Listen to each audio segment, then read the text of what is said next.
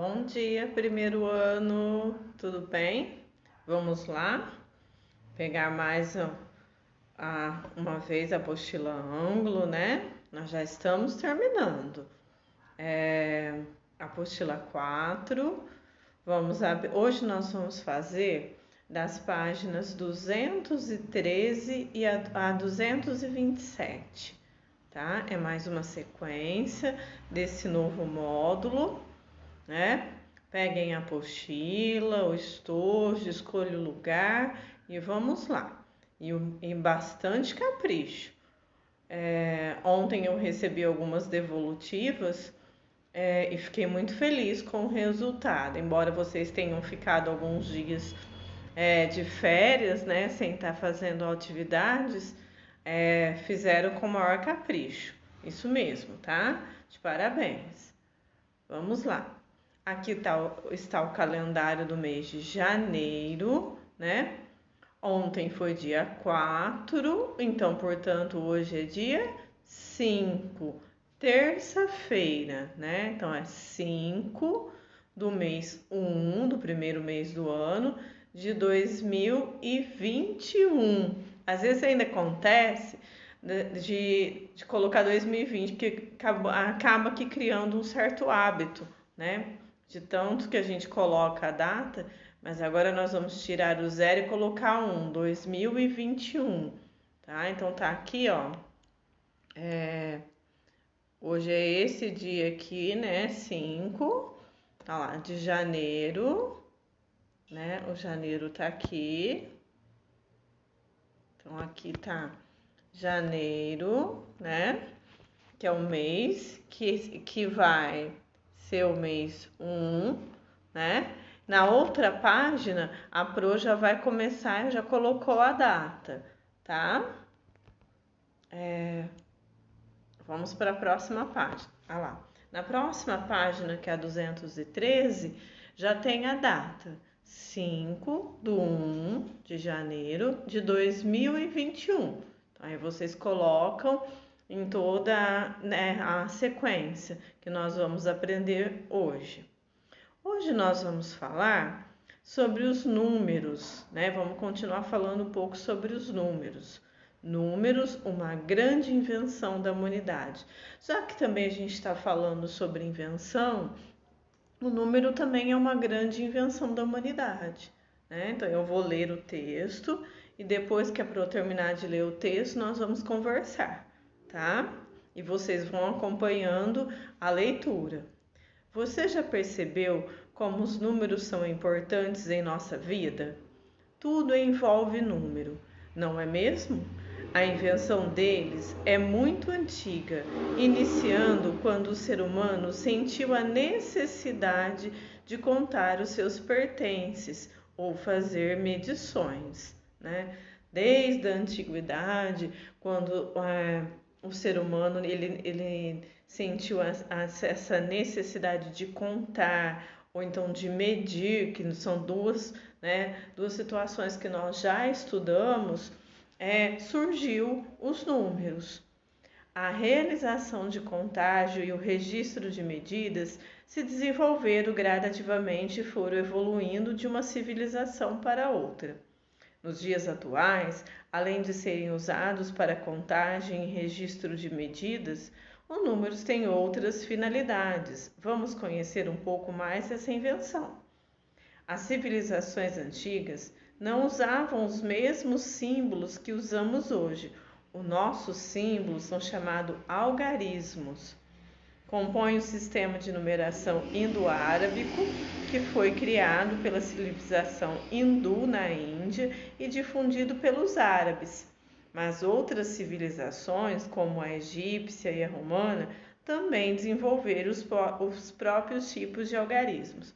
Então, assim, os números eles foram desenvolvidos não só com a funcionalidade de contar e medir, mas por outras, né? Por isso que a gente fala que ele é uma invenção.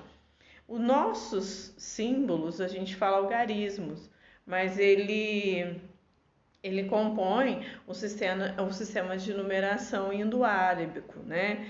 que vem do hindu, da civilização hindu, que é localizado na Índia, né? E eles foi difundindo, ou seja, né, pelos árabes, por isso que tem esse nome, tá? Mas também as outras civilizações, como a egípcia, a romana, também desenvolveram os próprios tipos de algarismo, só que é diferente da gente, tá? A escrita é diferente, nós vamos ver isso nas próximas páginas, né? A gente fala os algarismos, números, é um símbolo, mas que é o nosso. Já o egípcio é outro, né? E o romano é outro. Como você já viu nas aulas anteriores, algumas palavras têm um traço, pois são compostas de duas palavras. Em indo-árabico, também temos a junção das palavras hindu e árabico, referente aos árabes. Indo-árabico tem aí um tracinho que nós falamos na aula anterior, porque é uma palavra composta, né? Uma palavra que são duas palavras e no meio delas eu vou ter o traço, né? Então, por isso que a gente fala que é a palavra composta, tá? Vamos então para a próxima página, que nós vamos aprender um pouquinho agora dos outros sistemas de numeração decimal. Então, a gente vai ter uma tabela lá, veja como as civilizações registravam as quantidades de 1 a 10. O nosso sistema de numeração, na primeira coluna, que é o indo-árabico, eu vou ter os algarismos 1, 2, 3, 4, 5, 6, 7, 8, 9 e 10. Já o egípcio, presta atenção, eles representam os números de uma maneira diferente, um símbolo diferente, né? Vamos falar um risquinho aqui. Um risquinho, dois, aí vai aumentando. E o 10, que já é um símbolo muito diferente, né? O romano, ele vai também utilizar de algumas letras para representar o número, né? A gente fala os números romanos, que vocês vão estudar mais para frente, 1, 2, 3, aí 4, né? Depois 5, 6, 7, 8, ou 9 e 10. Ele vai usar de algumas letras que representam números. Então, essa tabela a gente consegue ver a questão da simbologia diferente de uma civilização para outra, né? E que é importante a gente saber que os nossos algarismos, da onde eles foram criados, da onde eles foram difundidos, né? Dos hindus, né? Da Índia e dos árabes. Por isso, indo-árabico, tá? Aí vem o trocar ideias. Trocar ideias número 1. Quais são as semelhanças e diferenças entre os registros apresentados na tabela?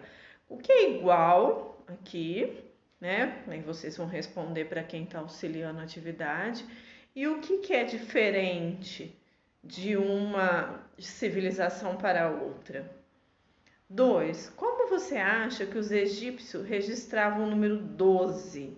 A gente olhar os egípcios aqui, a gente vai perceber que eles têm os risquinhos e que o 10, né, tem aquela voltinha. Vamos pensar, seria essa voltinha do 10 mais 2 risquinhos, né, para representar o número 12. Lembrando que o nosso sistema de numeração, a gente viu que ele é a base 10, né? Lembra quando a gente usou, né, o material dourado, que é o material da base 10? O nosso sistema de numeração é de base 10, tá? Você sabia? Os algarismos romanos foram inventados há mais de 2.000 anos e ainda são usados para numerar capítulos de livros, representar horas em relógios e indicar datas. Realmente, no livro do Pequeno Príncipe, os capítulos não estão enumerados através dos algarismos indo-árabico, eles estão enumerados através dos algarismos romano, né? Tem relógio que tem, né?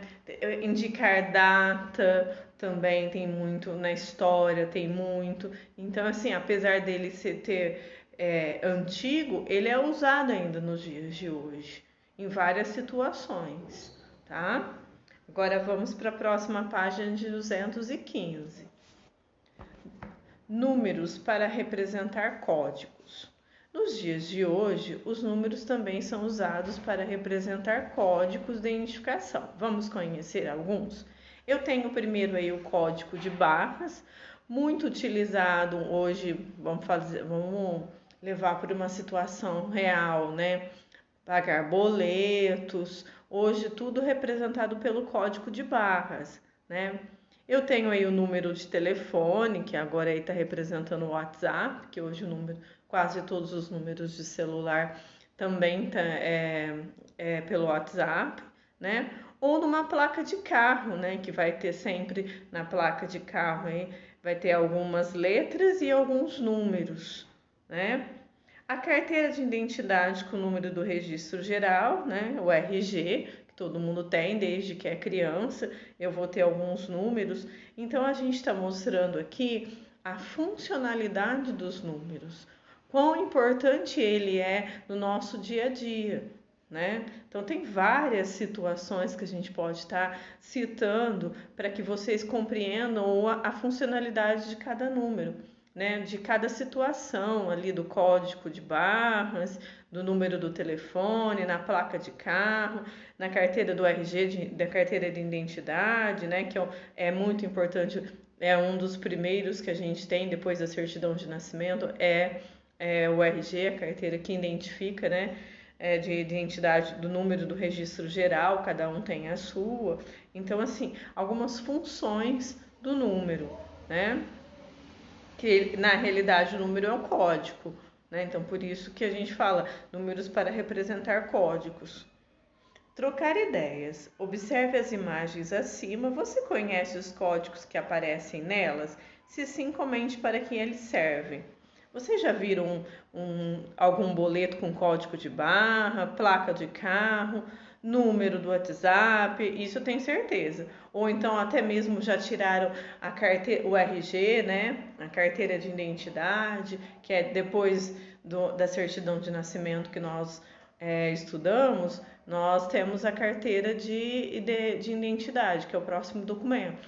Então, assim, aí vocês respondem também para quem está auxiliando, tá? Vamos para 216, que agora nós vamos fazer atividades sobre isso. Olha lá. Atividades. Número 1. Você conhece outro tipo de código? Escreva. Aí cada um vai escrever o código que conhece, tá?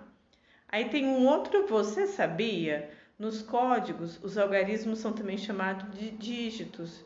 Dígito é uma palavra de origem latina, que significa dedos, né? Às vezes, dependendo do código, quantos dígitos tem, né? Então, é uma palavra que vocês vão também ouvir muito.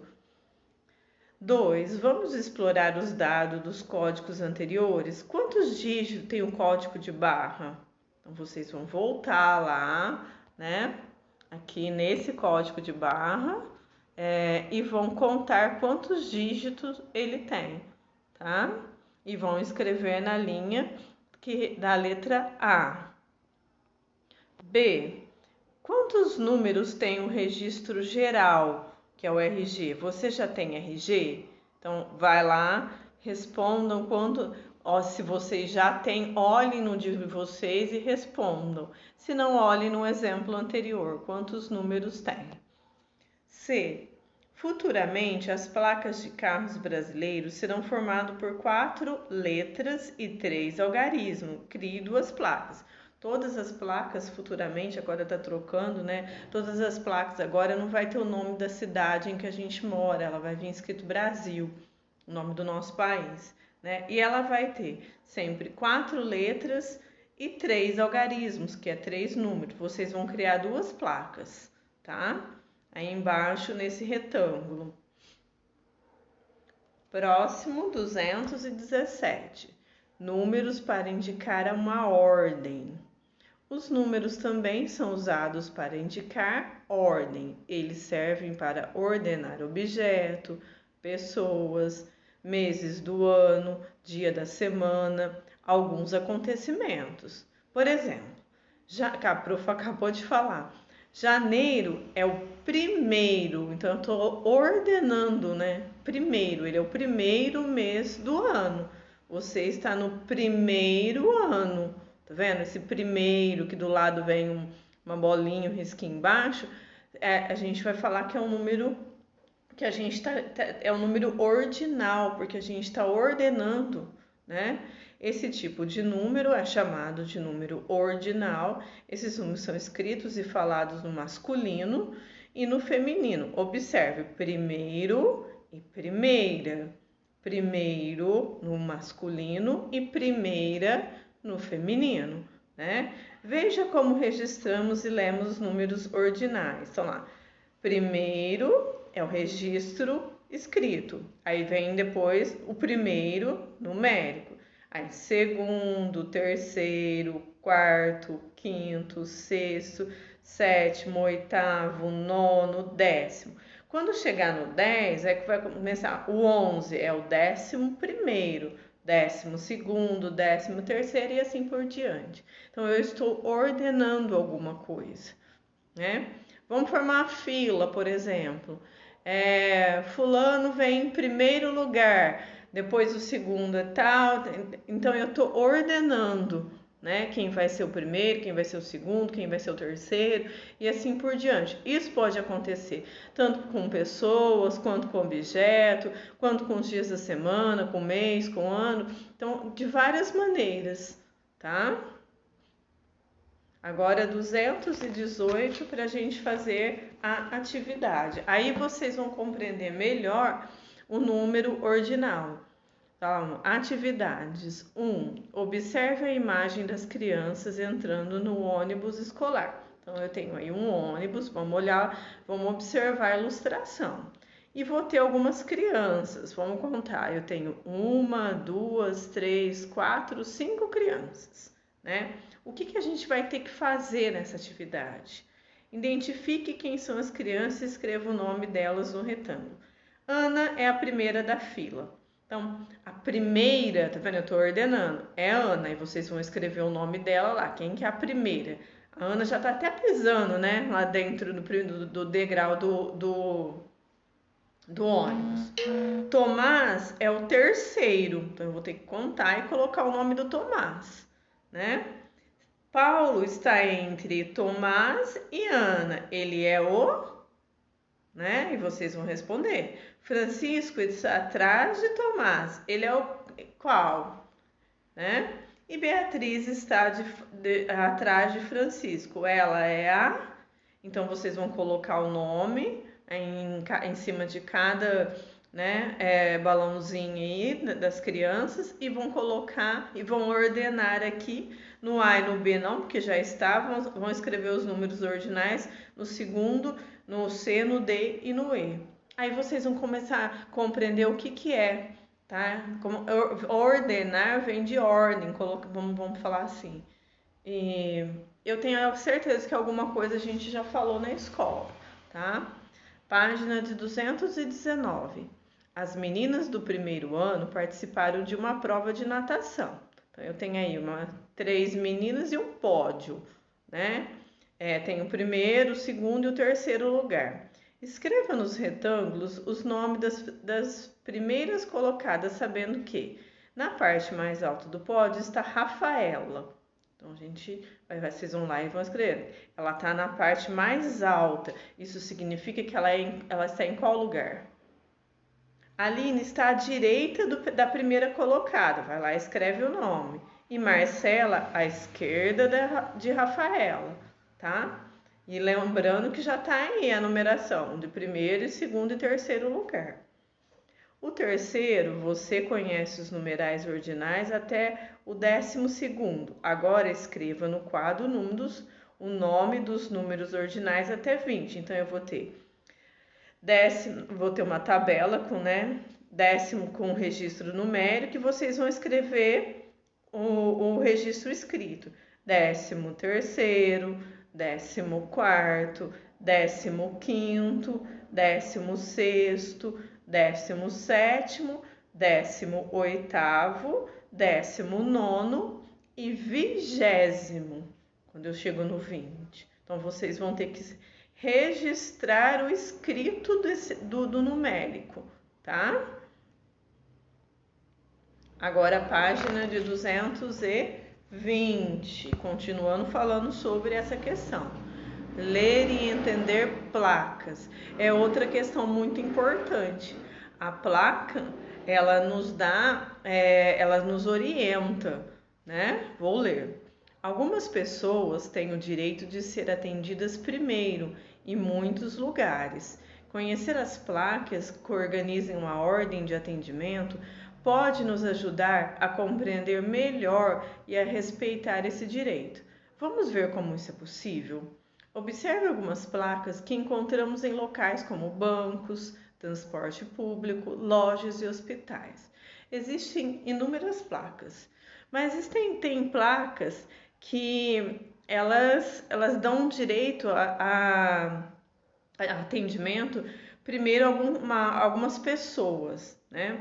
Se a gente olhar a placa 1, eu vou observar aí, né, que o atendimento preferencial dessa placa é para gestante, ou seja, as mulheres que estão grávidas, para criança no colo, para uma pessoa que está carregando criança no colo, para idoso e para cadeirante, que são pessoas com necessidades especiais, na placa 1, tá?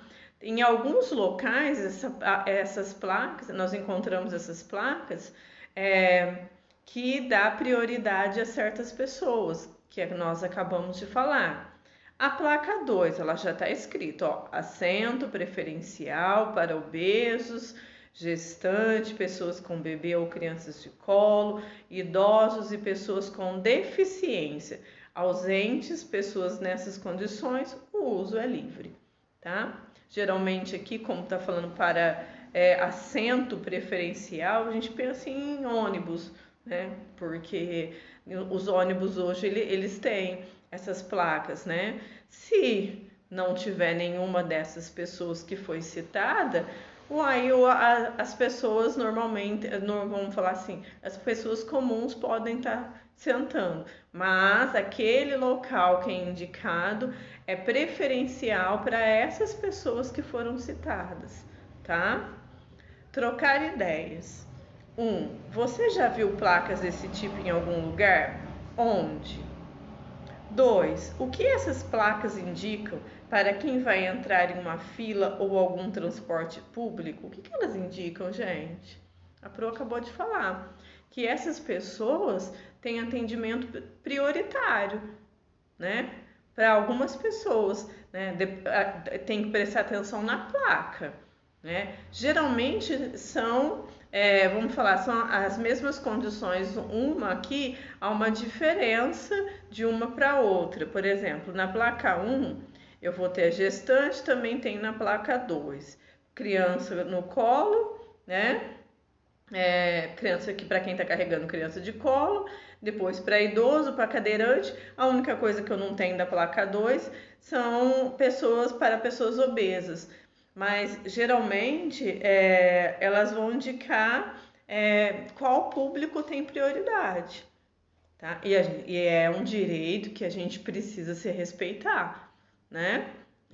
Eu só vou poder entrar numa fila dessa se, é o que foi falado, se não houver ninguém dessas que a gente citou, tá? Atividades. 1. De acordo com as placas, escreva quais são as pessoas que têm direito a atendimento preferencial. A Pro acabou de falar todas. Aí vocês vão escrever nessas linhas. Página 221. 2. Coloque números ordinais abaixo de cada pessoa. Representando na fila de atendimento preferencial, do primeiro lugar está o idoso. Depois responda as questões. Então aqui eu vou ter uma fila, né, no caixa eletrônico de um banco. A gente percebe que o primeiro lugar eu vou ter uma idosa, o segundo lugar eu tenho uma gestante, no terceiro um cadeirante, no quarto eu tenho uma deficiente visual e no terceiro uma pessoa, no quinto uma pessoa comum, entende, tá vendo? Então vocês vão ter que colocar a numeração, tá, dos números. Quem está ocupando a segunda posição na fila? Olha lá e responde. Só com uma palavra, tá? B. A última pessoa ocupa qual posição na fila? C. A penúltima pessoa ocupa qual posição? O direito ao atendimento preferencial está sendo respeitado nessa fila? Explique a sua resposta. Ele está sendo respeitado? Se sim, por quê? E, analisando a fila, quem está em primeiro lugar e quem chegou por último? Explica o porquê. Quem está em primeiro lugar e quem está em último? Aí vocês vão explicar. E para terminar a sequência, eu tenho o em casa 29, né, que é a nossa tarefa de hoje, que é 1. Todos os endereços de um município têm um código, o código de endereçamento postal, mas ele é conhecido como CEP. Toda cidade tem um CEP, né? Preencha o formulário com seu endereço, peça ajuda a um adulto que mora com vocês. Aí vocês vão ter que pedir ajuda, porque vocês vão ter que escrever a rua de vocês, o número da casa, se tem complemento, qual é o bairro, qual é a cidade, qual é o estado que vocês moram e qual é o CEP. Com certeza, a mamãe, o papai ou quem está auxiliando vai saber responder e vocês vão escrever, tá? 2. Observe a cena de uma fila de supermercado. A. O que você acha que o rapaz está falando para a moça de vestido? O que você acha da atitude dele? Ele falou alguma coisa, a gente percebe que eles estão no supermercado próximo ao caixa e ele está conversando com a moça de vestido. Se a gente for refletir, ele vai estar falando para ela que ela pode passar na frente porque ela é o quê? Ela está naquele atendimento prioritário que é a gestante, né? Ou seja, ela tem prioridade. B. Depois que a moça de vestido passar na frente do rapaz, que posição cada pessoa vai ocupar na fila? Então, a gente vai assim, quem vai vir em primeiro, quem vai vir em segundo e quem que vai vir em terceiro. Aí vocês vão escrever. Então, essa foi a sequência de hoje. Gostaram? Espero que vocês tenham compreendido, porque nós aprendemos coisas novas em relação à matemática e falando também de invenções. Continuamos falando do mesmo assunto da sequência anterior, mas invenções agora relacionadas com os números, né? Que é fundamental na nossa vida hoje, né? Os números, eles fazem parte do nosso dia a dia, não tem como, né? Agora, então, eu vou para a leitura do Pequeno Príncipe. Então, a leitura do Pequeno Príncipe, ela está... Olha lá, vamos ver se vai dar para perceber. Em cima, lá, o número romano, tá? Hoje é o capítulo que a gente vai ler, é 24. Só que não está escrito no algarismo nosso, está escrito no algarismo romano. 24 é a mesma coisa de eu ter 2x... um I e um V. Lembra que eu falei que eles representam através das letras, né? Então vamos lá. Continuando, que é o Pequeno Príncipe, ainda está no nosso planeta Terra. Estávamos no 8º dia da pane no deserto. Eu tinha ouvido a história do vendedor, bebendo a última gota do meu estoque de água. Ah, eu disse ao Pequeno Príncipe, as suas lembranças são muito bonitas, mas ainda não consertei meu avião. Não tenho mais nada para beber. Ficaria feliz também se eu pudesse caminhar bem calmamente em direção a uma fonte. Minha amiga raposa, ele me disse, meu homenzinho, não se trata mais da raposa. Por quê? Porque vamos morrer de sede. Ele não entendeu meu raciocínio e me respondeu, é bom ter tido um amigo, mesmo se vamos morrer. Eu estou bem contente de ter tido uma amiga raposa. Ele não tem dimensão do perigo, pensei. Ele nunca tem fome nem sede. Um pouco de sol lhe basta. Mas ele olhou para mim e respondeu ao meu pensamento. Também sinto sede. Vamos procurar um poço? Fiz um gesto de cansaço. É absurdo procurar um poço ao acaso, na imensidão do deserto. No entanto, colocamo-nos em marcha. Depois de caminhar por horas em silêncios, a noite caiu e as estrelas começaram a clarear. E eu as percebi como num sonho um pouco febril, por causa da sede. As palavras do Pequeno Príncipe dançavam na minha memória. Então, você também sente sede? Eu lhe perguntei, mas ele não respondeu à minha pergunta. Ele simplesmente me disse: a água também pode ser boa para o coração. Não entendi a sua resposta, mas me calei. Eu sabia que não valia a pena interrogá-lo. Ele estava cansado e se sentou. Eu me sentei ao lado dele, e após um silêncio, ele disse ainda: as estrelas são bonitas, graças a uma flor que não vemos. Respondi: é claro, e olhei sem falar. As dobras da areia sobre a lua. O deserto é bonito, ele acrescentou. É verdade, sempre gostei do deserto. Sente-se numa duna de areia. Não se vê nada, não se ouve nada, e no entanto, alguma coisa irradia em silêncio. O que torna o deserto mais belo, disse o Pequeno Príncipe, é que ele esconde um poço em algum lugar. Fiquei surpreso por compreender de repente essa misteriosa irradiação da areia. Quando eu era pequeno, morava numa casa antiga e rezava a lenda que um tesouro estava ali escondido. É claro que nunca ninguém conseguiu descobri-lo, nem talvez o tenha procurado, mas ele encantava completamente essa casa. Minha casa escondia um segredo no fundo do seu coração. Sim, ao Pequeno Príncipe que se trata de casa, das estrelas ou do deserto que os torna belos e invisíveis. Estou feliz, ele disse, que você concorde com a minha raposa. Como o Pequeno Príncipe adormecia, eu o tomei nos braços e voltei a caminhar. Fiquei emocionado. Ele parecia conter um tesouro frágil. Parecia até que nada havia de mais frágil na face da terra. Eu olhava a luz da lua, essa fonte pálida, esses olhos fechados, essas mechas de cabelo que balançavam ao vento e pensava: o que vejo aqui é apenas uma casca, o mais importante é o invisível. Com seus lábios entreabertos, esboçava um meio sorriso.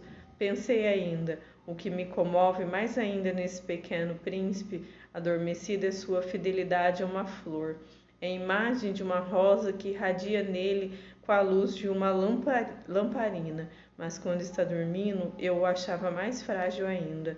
É preciso proteger bem as lamparinas. Uma rajada de vento pode apagá-las, e caminhando assim descobriu o poço ao nascer do dia.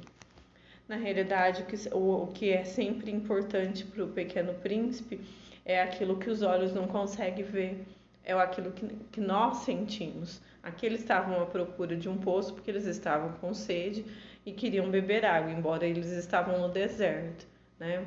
Mas ele começou a perceber que, embora sendo tão frágil o Pequeno Príncipe, aquilo para ele, a aparência era só uma casca. O que é importante é o que é invisível, é aquilo que a gente não consegue ver. É o sentimento que ele tinha pela rosa ou pelas pessoas, por isso a necessidade dele tanto de conhecer os homens, né? Que é tão bonito, né? Eu falo que é uma das partes mais bonitas, é quando a gente consegue olhar para o outro sem a gente julgar a aparência e conhecer do outro aquilo que é o invisível, aquilo que ele tem por dentro, que a gente realmente não consegue ver. Gostaram desse capítulo? Espero que sim. Amanhã nós vamos para o capítulo 25, tá? E a Pro está à disposição para qualquer dúvida relacionada à sequência. E um beijo, um bom dia para todos. Fiquem com Deus.